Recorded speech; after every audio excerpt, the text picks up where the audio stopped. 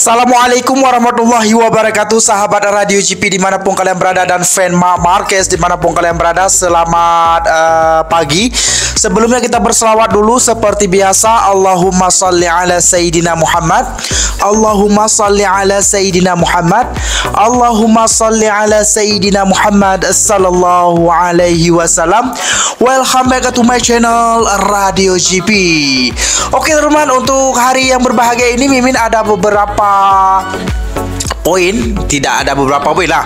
Mimin ingin menjelaskan atau ingin memberitahu apa yang dikatakan oleh Marc Marquez setelah crash kemarin ya. Crash dan walaupun crash, Marc Marquez sempat lagi bangun dan mengejar para rider dengan luar biasa sekali. Tidak ada motornya tidak ada kegoyangan ya. Tidak, maksudnya dia tidak terhipnotis dengan suasana di India ya. Haja tidak ya. Motornya sangat stabil sekali dan sangat konsisten ya, tidak terpengaruhi dengan musik India di sana. Oke teman-teman, di sini Mimin ingin katakan yang mana Marc Marquez mengatakan ya, tanpa kesalahan itu mungkin podium kita bisa memiliki podium gitu dibilang ya. Yang mana di sini ya. Dan yang kedua Mimin tertarik juga ingin membahas Marc Marquez, Joan Mir ya, yang mana Joan Mir mengatakan mengatakan tim mulai memahami kelebihan saya sebagai seorang pembalap ya. Ini sangat menarik bagi Mimin, itu yang sebab itu Mimin ingin bahas juga pernyataan dari Joan Mir ya teman-teman. Biasanya enggak gitu ya. Namun karena luar biasa sekali untuk kemarin ya, kita bahas ya supaya si Joan Mir tidak sedih gitu teman-teman. Oke, yang mana Marc Marquez mengatakan sayang sekali karena saya memasuki area yang kotor, dibilang ah. Dia bilang itu ya, area yang kotor dan tikungannya agak menurun, tapi saya rasa saya bisa menyelamatkannya. Ya, melihat bagaimana sprint race kemarin, saya sudah sangat tenang selama beberapa minggu, berkeliling dan melakukan apa yang saya bisa. Tapi setelah kemarin hidung saya terasa panas, dan ketika Martin menyalip Pecco Bagnaia yang gagal, saya berkata dalam hati, ayo pergi. Dan saya kembali untuk mendapatkan kembali apa yang telah mereka ambil dari saya, kata Marc Marquez. Lalu Marc Marquez mengatakan lagi, memang benar di tikungan itu saya sudah memikirkan lintasan lurus dan saya berusaha sedikit lebih keras agar tidak kehilangan mereka di lintasan lurus dan bisa memanfaatkan slipstream. Tapi ya, kesalahan saya, sebuah kesalahan yang membuat saya kehilangan podium dan membuat saya kehilangan podium karena hari ini hal itu mungkin terjadi. Faktanya, ketika saya menambah kecepatan, hal yang sama terjadi pada Fabio Quartararo, menyalip pembalap yang membuat saya kehilangan waktu. Dan kami sampai di sana, itu yang penting. Saya bisa menghibur diri dengan kecepatan saya, tetapi kesalahan ada di pihak saya. Jelas Marc Marquez ya. Dan dia mengatakan lagi, kami akan melihat apakah ini tepat waktu seperti yang terjadi dengan Rins di Austin. Karena banyak pembalap yang mengatakan bahwa ini adalah trik yang sangat mirip, dan pada gaya trik tersebut motor kami tidak terlemah, yang kami miliki tidak terlalu ditonjolkan. Jadi adalah penjelasan yang kami temukan akhir pekan ini bahwa saya dan Joan sedikit lebih cepat mencapai posisi kelima yang memang pantas mereka dapatkan. Kita lihat saja sekarang di Jepang. Ini adalah trik yang mungkin bisa kami kuasai. Saya tidak tahu harus berkata apa lagi. Tapi kemudian datanglah trik di mana kami akan sangat menderita, ujar Marc Marquez. Jelas banyak hal yang harus dibicarakan, proyek harus dibangunkan dan ditingkatkan. Namun akhir pekan ini merupakan angin segar. Jadi itu akan membantu kita, lihat saja nanti. Oke teman, itu pernyataan dari Marc Marquez ya, yang mana dia mengatakan di sini yang paling pertama dia katakan dia salahkan dirinya sendiri ya. Itu adalah kesalahan Marc Marquez sendiri. Dia tidak menyalahkan motornya dan bahkan dia tidak menyalahkan para tim. Gitu ya, itu yang inti yang perlu kita katakan ya. Dan di sini kalau Marc Marquez mengatakan kalau kita tidak crash, mungkin kita bisa podium lagi gitu maksud Marc Marquez ya. Apakah itu podium kedua atau podium ketiga gitu ya. Yang jelas kita belum tahu sebab Marc Marquez sudah crash dan akhirnya Marc Marquez finish di P9 teman-teman ya. Namun di akhir cerita Marc Marquez mengatakan walaupun begini kita akan lihat nanti di Jepang bagaimana. Sebab di track ini mungkin bisa kita pahami dan kita akan lihat di Jepang nanti. Karena ini kemenangan kemarin mungkin itu adalah satu angin surga yang gimana gitu. Gitu ya Marc Marquez katakan ya. Pokoknya kita akan lihat di Jepang nanti ya. Dan kita sudah menyebut soal Jepang yang mana Ducati membuka pintu bagi Marc Marquez. Dia akan berbicara dengan Honda di Jepang dan membuat keputusan. Itu yang akan di Jepang nanti ya. Berarti untuk di sini di India ini Marc Marquez tidak mengata apa-apa bagaimana, apakah dia bertahan atau gimana gitu ya. Berarti jawabannya kita akan menunggu Marc Marquez di Jepang nanti teman-teman ya. Yang mana Ducati tidak lagi menyembunyikan bahwa Marc Marquez membuka pintu jika ingin hengkang ke Gresini musim depan. Semuanya akan tergantung pada keputusan yang diambil oleh Marc Marquez dan apa yang akan dia umumkan di Jepang nanti. Gila parah ini. Nampaknya kesudahan sinetron yang dibintangi oleh Honda dan Marc Marquez itu akan segera diketahui.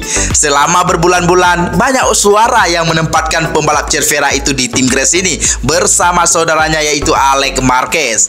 Faktanya ketika penandatanganan Marquez termuda untuk tim Italia diumumkan, dikatakan bahwa itu adalah langkah Ducati untuk menarik kakak laki-lakinya ke tim mereka. Namun hal ini tidak pernah 100% jelas. Namun pernyataan dua petinggi Ducati hari ini di GP India mengubah skenario. Parah. Nanti kita lihatlah ya. Kita lihat bagaimana di sana nanti ya. Sejauh menyangkut Gresini, saya pikir sepertinya mereka memiliki kesempatan ini dan menunggu keputusan Marquez. Saya melihat Marquez sangat cepat di sini bersama Honda. Marquez akan berbicara dengan manajemen Honda di Jepang dan mengambil keputusan. Ujarnya siapa ini? Paulo Ciabatti. Oh yes, Paulo Ciabatti rupanya mengatakan begitu. Aduh, semua orang menyukai Marc. Dan si Davide Tarozzi semua orang menyukai Marc. Itu normal. Dia adalah juara 8 dunia 8 kali. Dia adalah pembalap dari masa lalu, masa kini, dan juga masa depan. Semua orang menyukainya. Itu Davide Tarozzi. Mimin sempat juga lihat dia tuh katakan begitu. Pokoknya apapun cerita kita akan lihat di sprint race nanti ya. Di sprint race di MotoGP Jepang nanti ya. Apa jawaban Marc Marquez? Kalau menurut Mimin ya, ini kita masih tebak-tebakan. Semua orang masih dalam tebak-tebakan ya. Kita lihat. Kalau menurut Mimin rasanya Marc Marquez akan bertahan di Honda rasanya. Ya, Mimin rasa dia akan bertahan di Honda. Oke, kita untuk poin kedua yang mana pernyataan Joan Mir yang mana dia mengatakan tim mulai memahami kelebihannya sebagai seorang pembalap. Joan Mir berbicara tentang masalah yang tidak memungkinkannya untuk berjuang. Gitu ya. Yang mana Joan Mir menilai tes Misano itu penting. Tentunya sangat senang dengan penampilan akhir pekan ini. Kami melakukannya akhir pekan ini. Kami melakukannya pekerjaan yang baik dengan mencoba memahami motornya lebih jauh dan sepertinya kami memahami sesuatu akhir pekan ini. Tes Misano itu menurut saya krusial penting. Saya mendapatkan masalah di balapan bagian kedua. Mulai lap 10, saya mulai merasakan banyak getaran di ban belakang. Bahkan saya berpikir saya tidak akan bisa menyelesaikan balapan. Jadi saya harus memperlambatkan sedikit untuk bisa menyelesaikannya. Sangat disayangkan karena saya berada di belakang Fabio dan saya merasa nyaman. Namun saya mengalami masalah yang aneh. Jadi itu sedikit kondisikan bagian kedua balapan kami.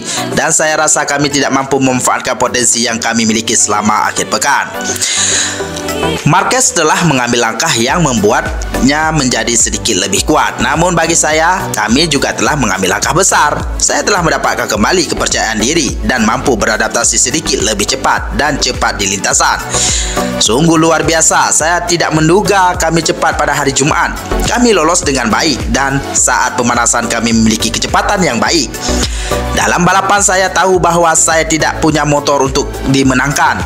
Namun kami berjuang untuk posisi kelima, memberikan segalanya, mencapai hasil terbaik tahun ini.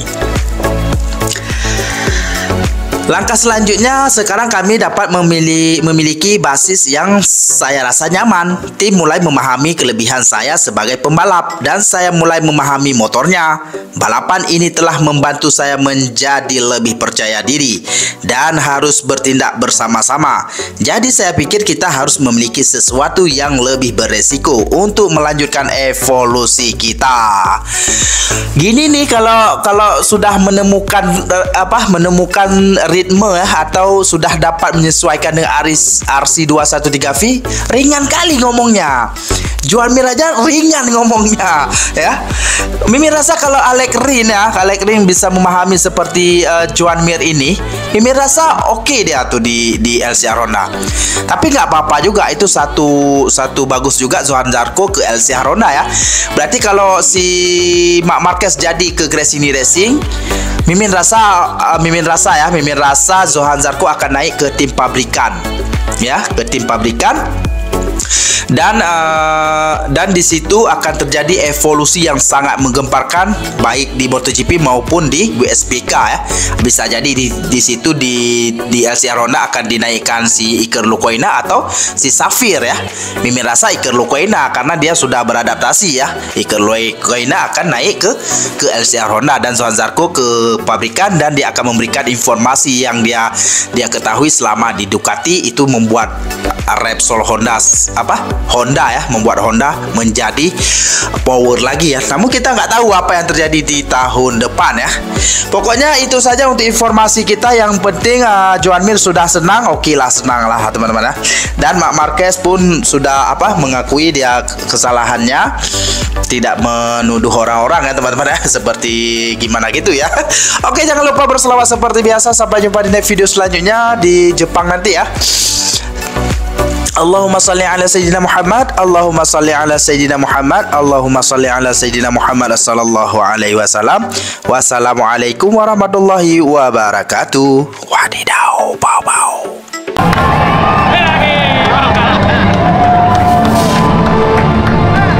Vamos a ver todos, ¿qué tal la verdad?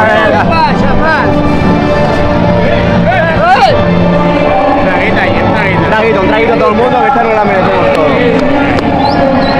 Esta no hacía tiempo, ¿eh? Esta tela, ¿eh?